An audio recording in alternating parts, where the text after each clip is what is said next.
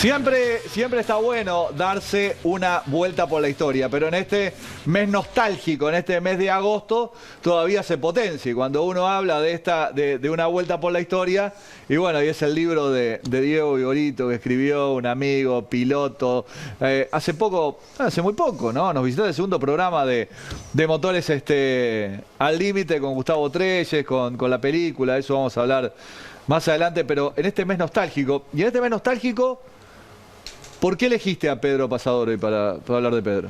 ¿Por qué? Y bueno, porque yo creo que... Primero, buenas noches. Buenas noches, perdón a todos. Un placer estar acá de vuelta en esta mesa. A Pedro Pasadori lo elegí porque ya hicimos la película de Trelles. El mes que viene vos estás anunciando que vamos a hablar de Gonchi. Claro, creo con que Jorge Alfaro. Vamos a estar con Jorge Alfaro y contigo. En ese podio impresionante entre tantos pilotazos que tuvimos en nuestra historia, creo que Pedro hizo una carrera sensacional, muy trascendente, realmente hizo cosas importantísimas y bueno, ahora vamos a recorrer un poquito parte de eso. Y ni que hablar Beco Pasadori, cuando Jorge Alfaro dice ¿quién es mi ídolo? Uno, bueno, dice Senna, ¿no? Bueno. Y Jorge dice es Beco, para mí es Beco. Pedro viene de una familia de automovilismo, su hermano Beco que murió en un auto de carrera, en el Autódromo de Buenos Aires, ganándole a los europeos en una categoría que era la antesala de la Fórmula 1. Fórmula 1, claro. Nunca había manejado un auto con motor trasero, se sube un Lotus, hace la pole position y gana la primera serie. Y bueno, yo creo que Pedro honró y con creces la memoria de su hermano, una familia de automovilismo, porque Horacio también, su hermano, fue dirigente de AUO muchísimos años, toda la vida. O sea que yo creo que recorrer la historia merecía que Pedro fuera el hombre hoy. Hoy queremos una vuelta comenzando este mes de agosto. Y hablando de vueltas, hay fotografías, hay filmaciones, hay un material que nos dio Diego Vigorito que vamos a estar comenzando a repasar. ¿Y por qué esa primera con nuestro querido Kartines? Bueno, pero mirá, ahí esa es la primera carrera de Pedro, es un niño, y esa persona, el que está al lado como enseñándole y dándole consejos, es nada menos que su hermano Beco. Su hermano mayor, 16 años mayor que él. Imagínate qué maestro tenía ya de salida, ¿no? Así que así arrancó Pedro. Esa foto me encanta a mí. Y Pedro corrió mucho en karting, es un hombre del karting. Es un hombre del karting. Corrió en la limitada, o sea, él hizo toda la escuela. Karting, monopostos y todo. Y ahí ese auto que vemos ahí era un Fórmula 2 en el Autódromo de Buenos Aires. Ahí está acompañado por Richard Viñols. Pará, y Mico López y Mico López. Ellos ahí. A ver, ¿podemos ir para atrás la foto esa, de nuevo, la que teníamos anterior?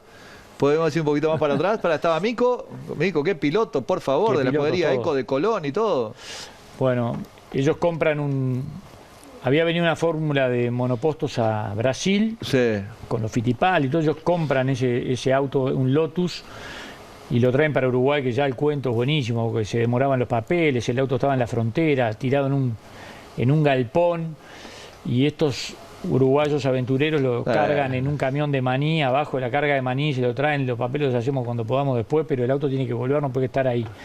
Y así viene a dar ese auto al Uruguay. Pedro, bueno, según en la categoría que corría, la limitada Fórmula 2, le ponían un motor, y no salió campeón argentino porque corría con licencia uruguaya, pero ya hubiera sido su primer título internacional.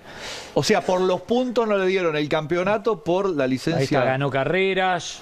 Después el otro campeonato que corrió, el campeón fue nada menos que Cocho López y el segundo. Y bueno, o sea que así empezó, y de ahí saltó a Europa.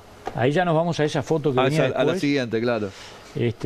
En un mundo que en el año 73, Flavio, irse a Europa. Escuchame, no existía ni el fax todavía. Era a carta a mano. Nada, claro. Pedro se fue a la aventura, ahí lo tenés, fue a dar ahí al equipo GRD. Su compañero de equipo era nada menos que Alan Jones. Que Alan Jones, después pocos años después campeón del mundo de Fórmula 1. Claro. Y los rivales eran Lafitte, Tony Bryce, o sea, era la antesala de la Fórmula 1, todos tipos dispuestos a matarse para llegar a la Fórmula 1, la antesala. Corrían de preliminar de la Fórmula 1.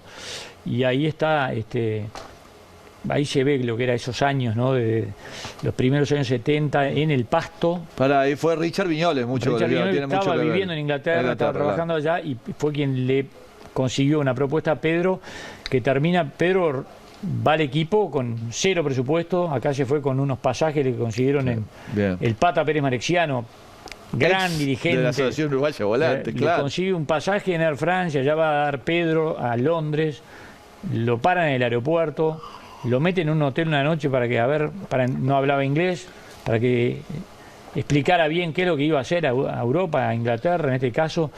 Y yo te lo digo, a mí me pasó en el año 88, mi padre me mandó a hacer una pasantía en Ford, y cuando llego me dejan en un cuartito porque era joven, porque no, venía muchos meses, y tenía un susto, Flavio, me imagino lo que habrá sido eso. Pedro, en esos años que le tuvo que pasar una noche entera hasta que el día siguiente se aclaró todo, lo dejaron pasar. Y bueno, y ahí está Pedro. Porque iba de mecánico también. Ahí está Pedro, así se pagaba la butaca, trabajando para el equipo. Trabajando para el equipo. Mirá, lo ahí enchantando cubiertas. Está el famoso cuento, lo mandan a buscar unos motores. No, ese cuento es brutal. Ese cuento brutal. Y cuando le cambian los motores a él va en una camioneta y en la caja 2 motores iguales, uno que decía un cartelito Jones y el otro Pedro. Pasadores. Y él era el chepibe del equipo, como dice. Era el chepibe del equipo, pensando, ¿no será que el de Jones está con más caballo, está mejor? Entonces cambió los cartelitos. El cartelito. Hizo la gran Uruguay. Y al otro día la pole. Bueno, él andaba ahí entreverado, era rápido, muy buen tester, era mejor tester que Jones, hacían todos los test con él, le cambiaban, viste, cualquier cosita al auto y él enseguida detectaba. Un día le decían, bueno, a ver, ¿qué cambió ahora en el auto? Y no le habían cambiado nada, a ver, y él decía, no, está igual. O sea, era muy bien considerado. En esa foto. Autosport. Ese es Pedro Pasadores, uruguayo. Es el semanario de automovilismo más importante a nivel mundial, en la actualidad. Bueno, eso era la Biblia del automovilismo. Claro. Y ese que viene al lado de él es Tony Bryce. Ese era el delfín de Graham Hill. O sea, destino de Fórmula 1, era un avión. Se murió en una avioneta junto a Graham Hill. Era como el hijo directo de Graham Hill. En ese mundo se movía Pedro Pasadores. Qué imponente, pasar tapa de Autosport. Bueno, Pedro fue el primer uruguayo en ganar en Europa, ganó en Italia, en su GRD, tuvo parciales muy buenos, hizo podios, ganó series, pole position, corrió en Nürburgring, corrió en Mónaco, que hay una foto, mira, esa foto que está apareciendo acá es en la grilla de Mónaco, nada menos. De Mónaco, mirá vos, Pasadores, Renato Mauncelio, Richard Viñoles y Gianni Pedrazzani, que hacía los motores. Hacía los motores. Claro. Te das cuenta que Mónaco, que años después ganara Gonchi. Claro. Y ganara Trelle. Pues sabés que Trelle ganó también ahí en un Superpen que terminaba el Rally de Monte Carlo, que ganó en esa misma pista. Ahí vemos el auto en la pista de Nürburgring. En la pista de 22 kilómetros, 176 curvas, o sea, una locura.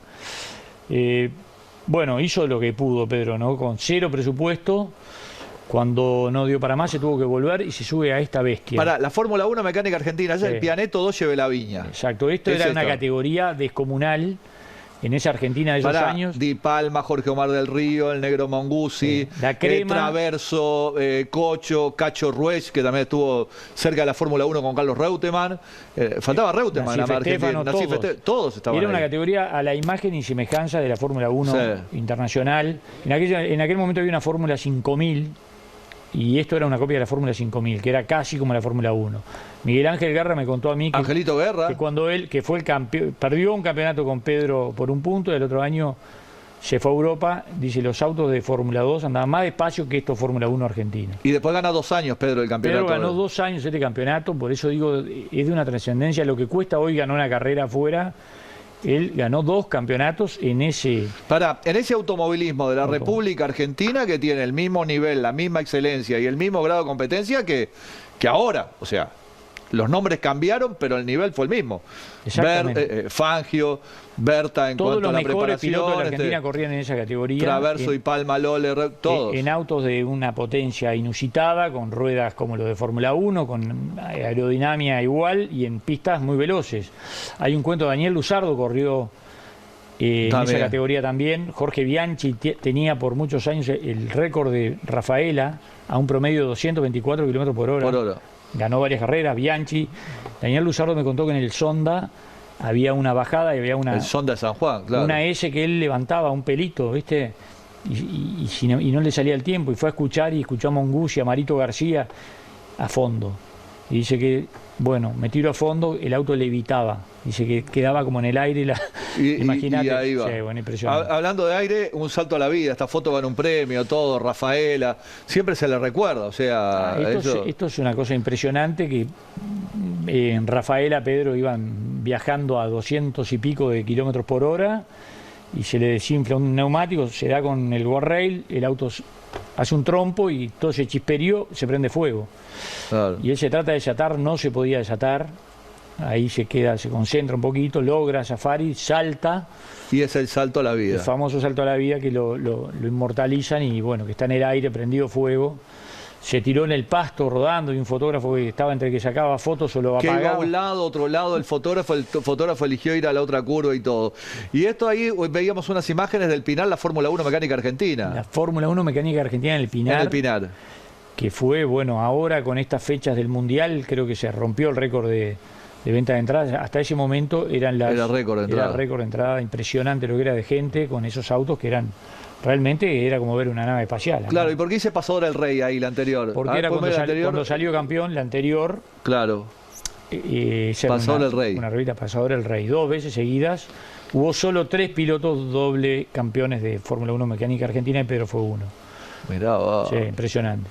Qué bárbaro. De ahí tenía con Pianetto, Doge, Belavino, Aldo y Reinaldo Belavino. Vos sabés que ese auto está en manos de un coleccionista. ¿Ah, sí? Está reconstruido, Pedro lo manejó. Y la verdad que será lindo para traerlo al Uruguay, ¿no? Que dé unas vueltas en el Pinar. Claro, que es un patrimonio del Uruguay ese. Bueno, sí, yo creo que es una de las cosas más importantes de la historia del automovilismo uruguayo. ¿Y esa foto? Y bueno, de ahí se pasa a la Fórmula 2 Codasur, que fue para mí una de las categorías más impresionantes de Sudamérica. Mirá, ahí están en Punta del Este, que fue una fecha que se hacían buenísimas. Di Palma, Ridolfi, un chileno, Goneinoder, uruguayo. Sí. Maldonado, Juan Cocheza, venezolano, Pedro, Eliseo Salazar, que era un chileno que corrió en Fórmula 1, claro, y Juan Manuelito Fan. Y en la Indy. Esa gente era de esa categoría, esa gente venía a correr a Punta del Este. Diego, está bárbaro esta vuelta por la historia, pero creo que tenemos una imagen ahí de Pedro en el Autódromo del Pinar, a ver si tenemos el videito, si puede dar, señor director, porque está bueno, ¿no? En esta vueltita por la historia que tenemos cuando, bueno, en definitiva, bueno, ahí está, algunos autos en ese momento de la Fórmula 2 Codasur, después la Fórmula 3 Sudamericana, sí. RALT. Pedro pasó de la Fórmula 2 Codasur a la Fórmula 3 Sudamericana con el equipo Gemo de Uruguay, que fue, bueno, otra cosa bien importante en otro país. Importante y trascendente.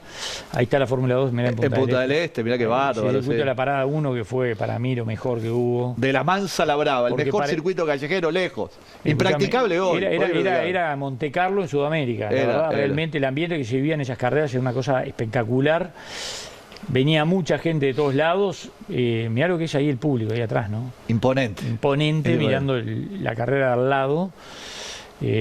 Podía circular por todo el circuito, por unos puentes. Para mí fue de lo lejos mejor. El mejor circuito. De la Mansa a la Brava, claro. Sí. Por la terminal de ómnibus, la vieja terminal de ómnibus. Una categoría muy importante. Trajo a figuras como la que vemos ahí en la foto. Niki Lauda.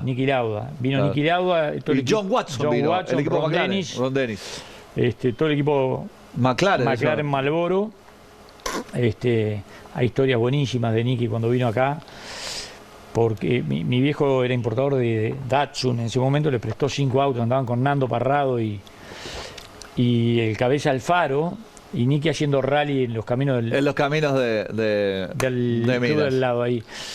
Mira, ese podio en Punta del Este, Croseri, Urreta Vizcaya, Kisling y Pasadores. Qué nombres, ¿no? Qué nombres.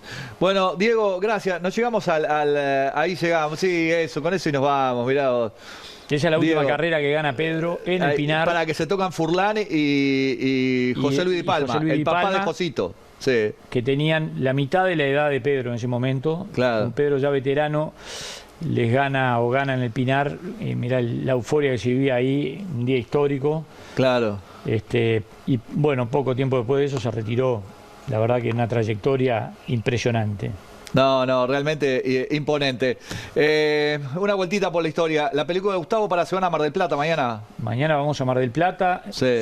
Pasado mañana se presenta la película allá. Es un homenaje al Bicho del Bono, que es marplatense. Claro. Mar del Plata está cumpliendo 150 años y vamos a ese evento por suerte la película sigue por todos lados. En septiembre nos encontramos. En septiembre es el mes de Gonzalo Rodríguez en el automovilismo y ahí con Jorge Alfaro vamos a estar repasando también a nuestro querido Gonchi. Pero todavía quedan varios lunes de agosto, así que gracias, Diego, por dar una vuelta por la historia. No, gracias a vos y a todos los que están escuchando, están mirando esto, que la verdad que está divertidísimo.